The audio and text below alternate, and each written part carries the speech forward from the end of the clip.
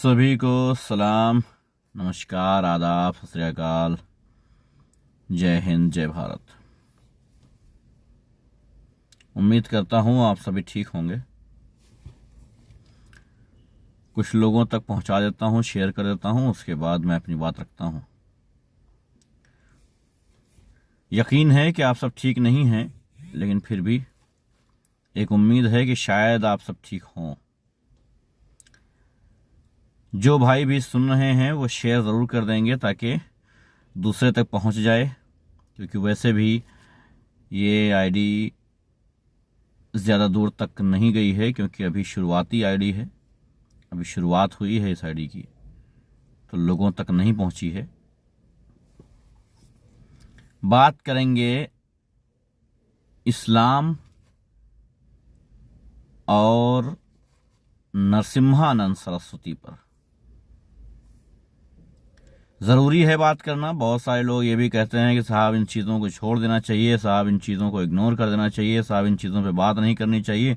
लेकिन मैं इस चीज़ से इत्तेफाक ना रखते हुए मैं ये इत्तेफाक रखता हूँ कि अगर ऐसे लोगों को रोका ना गया तो इस देश में जहर घुल जाएगा, इस देश में मुसीबत आ जाएगी। इस देश में ऐसे घटिया लोगों को अगर रोका ना गया तो आने वाले दिनों में बहुत ज़्यादा तकलीफ होने वाली है इस देश को। इसलिए मुझे मालूम है कि मेरी वीडियो बहुत ज़्यादा दूर तक नहीं पहुंच रही है, लेकिन फिर भी मैं इस पे बात कर रहा हूं। इसलिए कर रहा हूं ताकि जितनों तक पहुंच सके उतने लोग सुन लें और जान लें।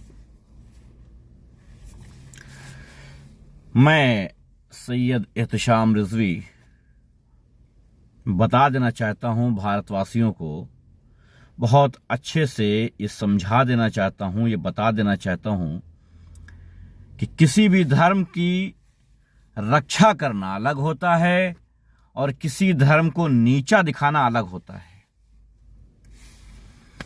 नरसिम्हानंद सरस्वती जिस भी जाति का, जिस भी धर्म का है, हमें फर्क नहीं पड़ता है। वो जिस धर्म को फॉलो करता है हमें कोई फर्क नहीं पड़ता, वो फॉलो करे या भाड़ में जाए। भाई लोग अगर आप सुन रहे हैं तो शेयर कर दीजिएगा।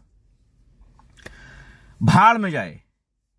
मैं एहतशाम रिजवी इस बात का चैलेंज बार बार करता हूं कि कोई मुसलमान ऐसा नहीं है जो किसी धर्म को इस तरीके से टारगेट करके चले और नीचा दिखाने का काम करे। मैं बार बार ये बात कहता हूं और आज फिर कह रहा हूं कि इस्लाम धर्म में यानी मुसलमानों में अभी तक कोई ऐसा नहीं है जो लगातार इस तरीके से टारगेट कर ले किसी धर्म को। लेकिन एक फैशन बन गया है, कोई भी आता है, कभी भी आता है और इस्लाम के बारे में कुछ भी बोल के चला जाता है। इस्लामिक जो लोग रिस्पेक्टेड हैं उनको कुछ भी बोल के चला जाता है। लेकिन ये भारतवर्ष है, यहां पर कोई कार्रवाई नहीं होती है अगर आप इस्लाम के खिलाफ बोल रहे हैं तो। वालेकुम सलाम भाई, नमस्कार, कैसे हैं? अगर आप इस्लाम के खिलाफ बोल रहे हैं तो आप पर कोई कार्रवाई नहीं होगी। ये नरसिम्हानंद सरस्वती ये आज का नहीं है, ये आज की बात नहीं है। ये लगातार अपनी वीडियो जारी करता रहता है, माइक लेकर के बड़े बड़े प्रोग्राम करता रहता है, वीडियो कॉन्फ्रेंस करता रहता है, लगातार इस्लाम के बारे में अपशब्द बोलता रहता है, लगातार टारगेट करता रहता है, दुनिया की हर घटिया बात ये कर जाता है। लेकिन अगर मुसलमान इसके खिलाफ अपशब्द भी बोल दे तो सारा हिंदुत्व ये खड़ा हो जाएगा, कहेगा साहब हमारे एक हिंदू धर्म को, सनातन धर्म के एक बाबा को तुमने ये बात कैसे कह दी। तब तो बहुत ज्यादा ठेस पहुंच जाएगी। मैं कहता हूं कि मैं अगर आज हिंदुत्व के बारे में, हिंदू के बारे में, सनातन धर्म के बारे में कुछ बोल के चला जाऊं तो यकीन जानो 24 घंटे के अंदर मुझे जेल के अंदर डाल दिया जाएगा, क्योंकि मैंने हिंदुत्व के खिलाफ कुछ बोल दिया है, मैंने किसी धर्म को ठेस पहुंचा दी है। इस वजह से मेरे ऊपर कार्रवाई हो जाएगी, मुझे जेल में डाल दिया जाएगा, मेरे घर की कुर्की हो जाएगी, क्योंकि मैं मुसलमान हूं और एक हिंदू धर्म के बारे में मैं कुछ नहीं बोल सकता हूं। लेकिन यही काम कोई ऐसा बंदा करे जो हिंदू है और मैं मुसलमान हूं, अब मैं उसके खिलाफ कुछ नहीं कर सकता, अब मैं उसके खिलाफ कार्रवाई नहीं करवा सकता, अब मैं उसके खिलाफ बोल नहीं सकता। वो हमारे धर्म को टारगेट करे, वो हमें टारगेट करे, वो न जाने कौन कौन सी घटिया बातें कर जाए, लेकिन फिर भी कोई कार्रवाई नहीं होगी, क्योंकि वो एक खास धर्म से आता है। इसलिए मुझे कुछ खास मजा नहीं आता है इन टॉपिक्स पे बात करने में, लेकिन कब तक ना की जाए ये मैं जानना चाहता हूं। आखिर कब तक इस पर बात ना की जाए? आखिर ये नरसिम्हानंद सरस्वती कितने बाप की औलाद है? इसके कितने बाप हैं? भारतीय जनता पार्टी का हर नेता इसका बाप है क्या? आखिर इसको अभी तक सलाखों के पीछे क्यों नहीं डाला जा रहा है? आखिर हिंदू धर्म क्या इसकी इजाजत देता है? जो हिंदू धर्म के मानने वाले लोग हैं, जो कट्टर लोग हैं, जो असल में हिंदुत्व को मानते हैं, हिंदुत्व को नहीं कहूंगा, बल्कि हिंदू धर्म को यानी सनातन धर्म को मानने वाले हैं, वो अब तक क्या कर रहे हैं? उन्होंने ये क्यों नहीं कहा कि ये जो भी नाम है इसका नरसिम्हानंद सरस्वती है, जो भी नाम है इसका लंबा चौड़ा औरतों वाला, हिजड़ों वाला, जो भी नाम है इसका, ये आखिर ये हरकतें जो कर रहा है, ये समाज को तोड़ने वाला कर रहा है, ये क्यों कर रहा है? इस पर कार्रवाई क्यों नहीं की गई? आखिर क्यों नहीं बोल रहे हैं? आखिर इतनी खामोशी क्यों है? आखिर ऐसा क्या हो गया है कि आज आप खामोश हैं? अगर एहतिशाम रिजवी बोल दे तो जितने लोग हैं साहब, अभी तक अमन पसंद जितने लोग थे वो चुप ना रहते, फिर कहते यार आपसे ऐसी उम्मीद न थी, आपने तो ऐसा बोल दिया। लेकिन वही अगर एक हिंदू बोल रहा है तो आप सब खामोश क्यों हैं? मैं जानना चाहता हूं कि लगातार वो मुसलमानों को टारगेट करता रहा, अलग बात है। अब मुसलमान धर्म को टारगेट कर रहा है, इस्लाम को टारगेट कर रहा है, लगातार अपनी घटिया बातें करता रहा है, और इतनी घटिया करता रहा है कि न जाने क्या हो सकता है। लेकिन फिर भी हम खामोश रहें। आखिर हम किस बिना पर खामोश रहें? मैं जानना चाहता हूं कि एहतिशाम रिजवी किस बिना पर ना बोले। आखिर एहतिशाम रिजवी ये क्यों ना कहे कि नरसिम्हानंद सरस्वती को जहां मिल जाए उसको जूतों से मारा जाए? आखिर क्यों ना कहे एहतिशाम रिजवी मुसलमानों से कि इसके ऊपर FIR करवाओ? आखिर क्यों ना कहे एहतिशाम रिजवी कि ये दलाल है? आखिर एहतिशाम रिजवी ये क्यों ना कहे कि एक धर्म को टारगेट करने वाला हिंदुस्तान में आजाद घूमता है? क्यों ना कहे? APJ अब्दुल कलाम को आतंकी कहा था। मैं कहता हूं भारत की सारी एजेंसियों से कितनी दलाली खाई है तुमने? आखिर कितनी दलाली खाई है जो APJ अब्दुल कलाम को आतंकी कहने वाले इंसान को बाकायदा बरी किए हुए हो, आजादी से घूम रहा है? आखिर कितनी दलाली खाई है?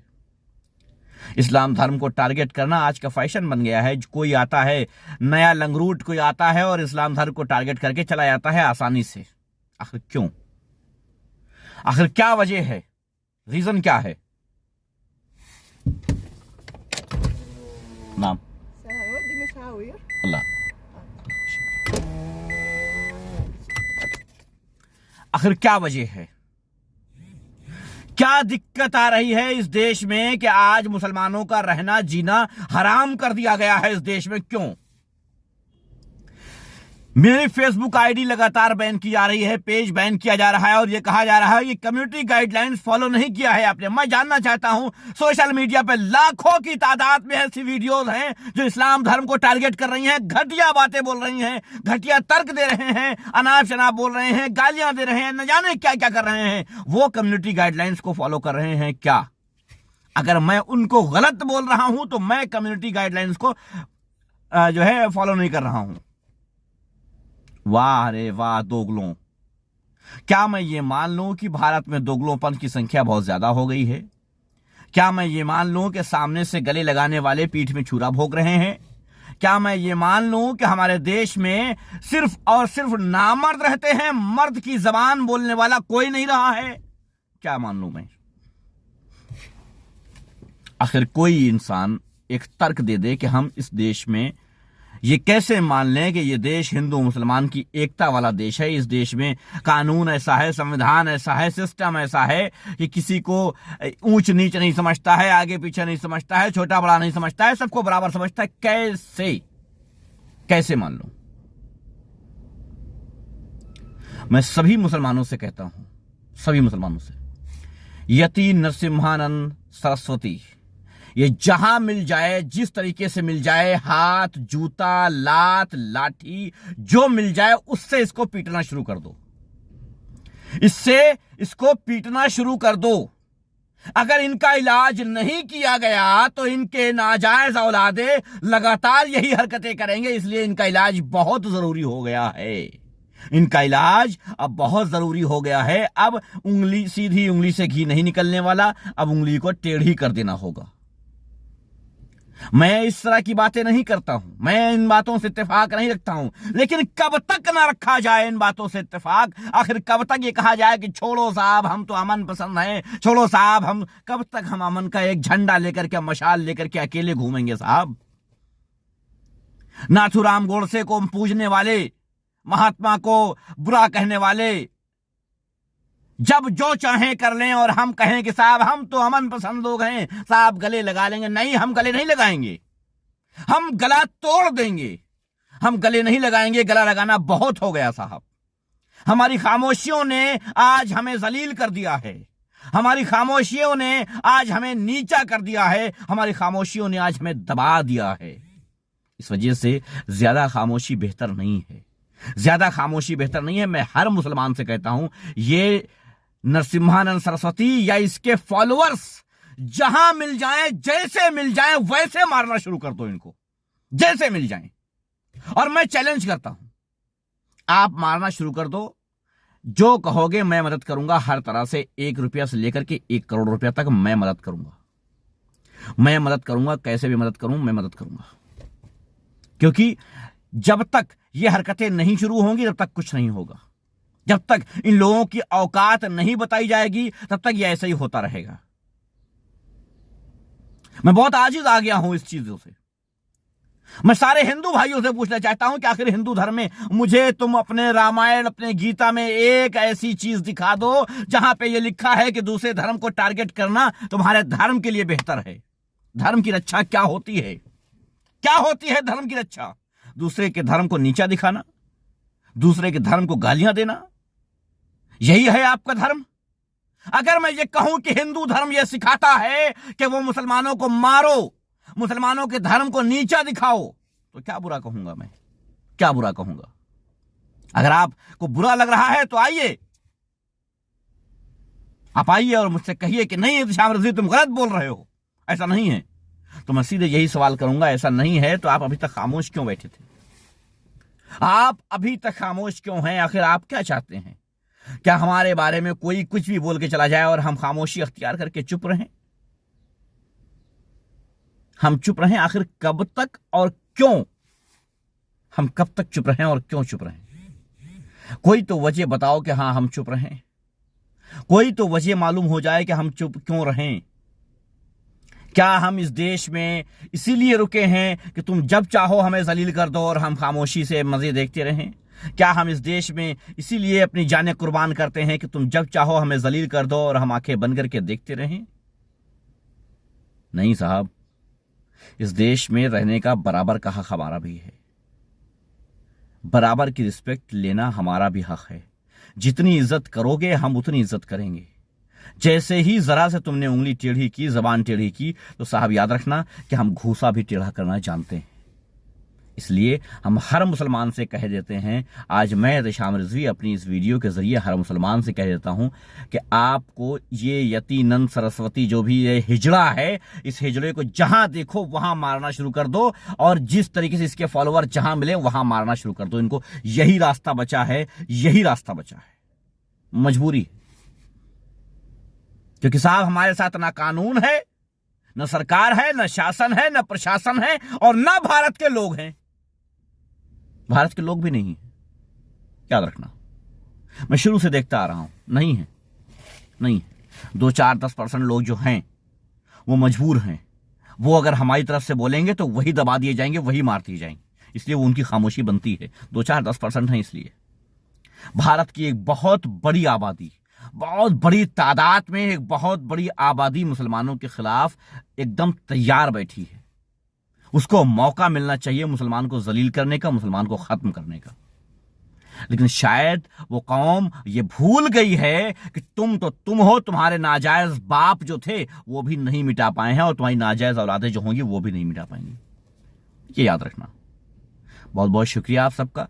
सुन लिया है तो अच्छी बात है, शेयर कर दिया है तो अच्छी बात है, नहीं तो कोई बात नहीं। ये आईडी अभी न्यू है, 200-400 फ्रेंड ही हुए हैं इसमें, फॉलोअर्स भी अभी ज़्यादा नहीं है, लेकिन कोई बात नहीं, धीरे धीरे तक आईडी लोगों तक पहुंचेगी, हमारी बात पहुंचेगी और लोगों के समझ में आएगा।